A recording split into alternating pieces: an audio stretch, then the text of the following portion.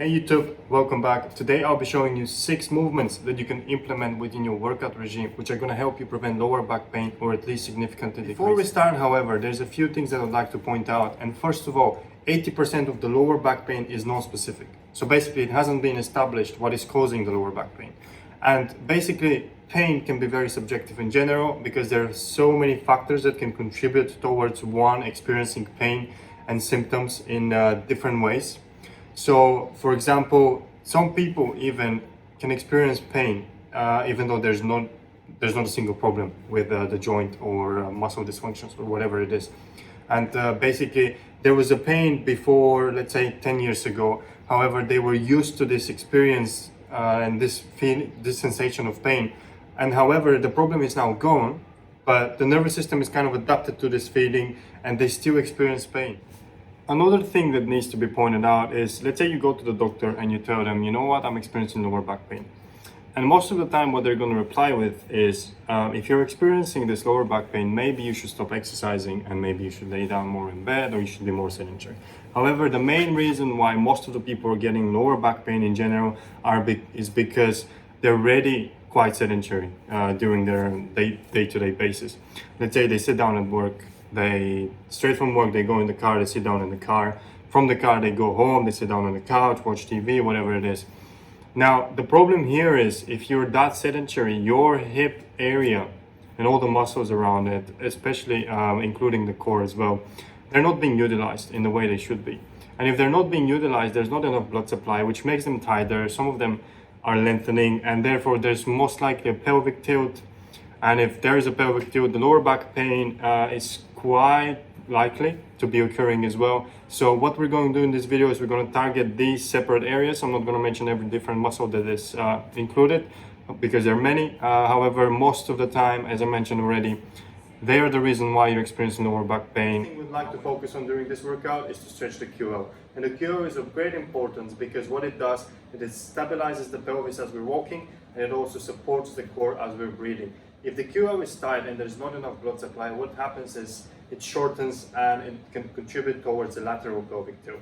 For the following stretch that we're about to perform, we don't need any equipment whatsoever. All we need is either a squat rack or a door frame at home. And basically what we're going to do is we're going to stand next to it, and if it's on the left hand side, we're going to stand with the left foot close to it, but not too close, about 30 or 40 centimeters away. The right foot is going to go behind all the way here. Then the left arm grabs about shoulder height, and then the right arm is going to go all the way up as much as we can go. Now, once we grab onto it, we're going to drive the hips in this direction, and as the hips are coming in this direction, the shoulder go at the opposite, and basically what's happening is we're stretching the QL this side, and we're going to hold for about 10 or 15 seconds. We're going to perform the same thing for the opposite side, and we're going to do this 3 times in total. The first stretch we're going to do is pretty simple, pretty straightforward. What we're going to do is you're going to sit with one knee here, the other foot is going to be about this far away from the knee here. What we're going to do is stay upright. As we're staying upright, we're going to drive this leg forward towards the ground, so create this stretch at the front of the hip side. What we're going to do is we're going to hold it about 15 seconds. After this, we're going to do the same for the other side. And then after we're done, we're going to rest for about half a minute or so. I'm going to repeat the whole cycle for about 3 sets in total. The next thing we're going to do is we're going to strengthen the same muscle group, and the main reason being is the stronger it is, over time, the less dysfunctional it's going to be. And the main thing we're going to do here is you're going to sit just like that. We're going to put both of the feet sideways. The main thing we're going to do is we're going to stay upright, support ourselves with the hands at the back. And one thing we're going to do is we're going to knee locked here, we're going to keep the ankle locked as well, and once we're done with that, we're going to go with one side up, control the way down, don't just drop. Other side goes up as well, control the way down. And basically we're going to keep doing this for about 6 to 8 reps. If you need more, do more, and what we're going to do again is we're going to do 3 sets in total. Following the strengthening of the hip flexors, what we're going to do is we're going to strengthen the glutes as well. And the glutes have been shown to be quite significant in terms of importance when it comes to the stability in the lower back, and especially when it comes to lower back pain, especially when it's chronic as well. So what we're going to do is we're going to stay just here next to a wall. You're going to stay with one foot, the toes pointing forward. What you're going to do after that, you're going to lock the knee, you're going to elevate one foot off the floor. You're going to hold it like that, you're going to press yourself against the wall, And as you press yourself against the wall, you contract the part of the glutes over here and you're trying to push in that direction. And what we're going to do here is we're going to hold for as much as we can pretty much until we feel the glutes really working. And what we're going to do is we're going to turn around to the other side and then the core also plays an important role when it comes to lower back pain, and the main reason being is we need every muscle that's around there to be strong enough in order to stabilize the spine, especially in between the hips and the shoulder area. So what we can do here is we could do 2 exercises in the superset, which are pretty common, pretty well known. And the first one we're going to do is the superman, which we're going to show right over here. So what we're going to do is you're going to stay on the floor, and the main objective here is to kind of pretty much lift yourself off the floor. All of the limbs go up. However, with the arms, we don't just try to go up, we try to reach out as well, and that's what we're going to do. Once we're at this position, basically what we're doing is we're squeezing isometric contraction as much as we can do, and we're going to hold for as much as we can again. After moving on, we're about to perform the plank.